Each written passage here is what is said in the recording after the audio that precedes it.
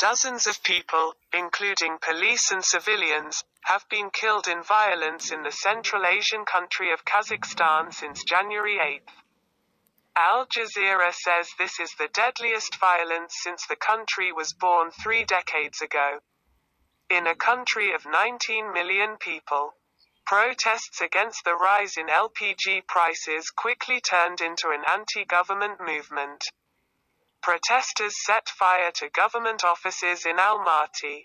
According to protesters, the price hike is unreasonable for Kazakhstan, a hydrocarbon exporter.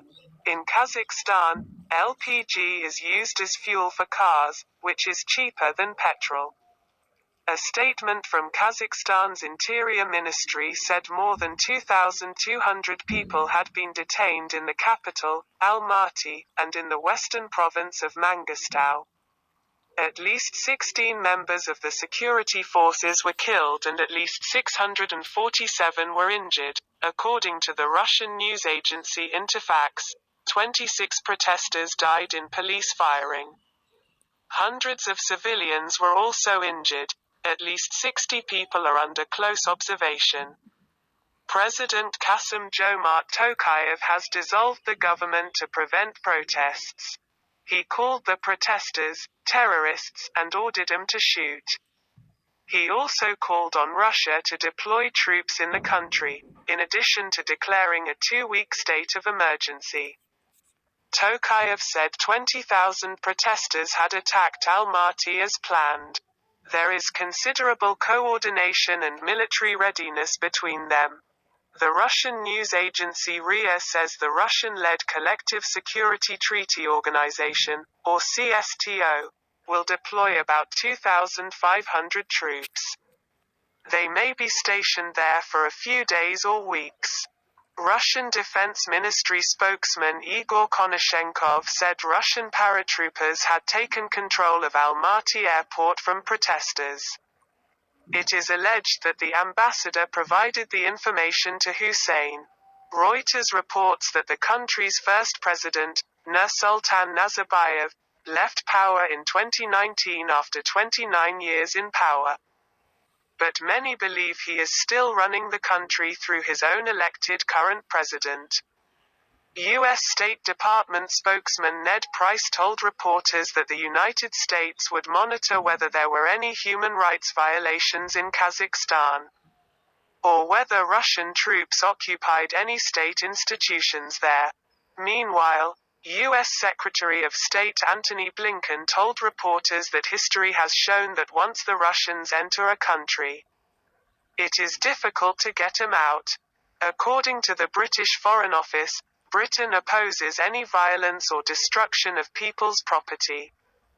Britain wants the Kazakh government to open up internet services and respect the people's right to freedom of speech. Meanwhile, the Turkish Communications Directorate said that Turkish President Recep Tayyip Erdogan had called the Kazakh president and expressed his full support for Turkey. Kazakhstan's problem on Russia's southern border comes at a time when Russia is at loggerheads with NATO over the deployment of Russian troops on Ukraine's eastern border with Ukraine. White House Press Secretary Jane Psaki told reporters that whatever the situation in Kazakhstan, NATO talks with Russia on the Ukraine issue would be held in Geneva next week as usual. Kazakhstan is one of the most important mineral-producing countries in the world. Kazatomprom, the world's largest uranium producer, said the protests did not disrupt production. However, the price of uranium has risen slightly in the international market as Platts. Chevron, Kazakhstan's largest foreign oil company, which produces 1.8 million barrels of oil a day, says production has been hampered by the collapse of a railway line in support of protesters by some contractors. According to a report in the South China Morning Post, the violence in Kazakhstan has threatened China's massive investment in the country. Kazakhstan, located between China and Europe, is an important hub for China's Belt and Road Initiative, or BRI. The Chinese have invested $19 billion there. Chinese state media say Chinese businesses have not yet run into any problems. And gas pipelines from Kazakhstan to China will most likely be safe as they are far from protest cities. In the 11 months of 2019, the trade between the two countries was about $23 billion. In the same year, the Chinese shipped 1.4 million TUS containers to Europe via Kazakhstan.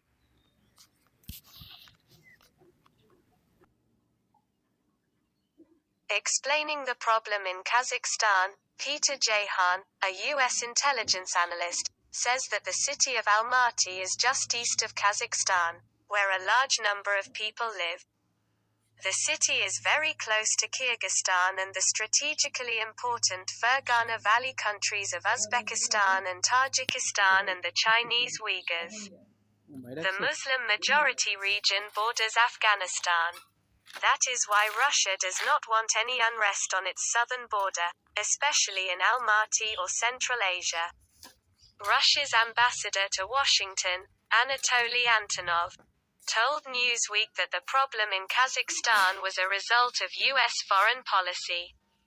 For 2 decades, U.S. military intervention in the name of democracy and human rights has fueled instability in West and Central Asia. He believes that extremist religious ideologies are threatening to spread in Central Asia.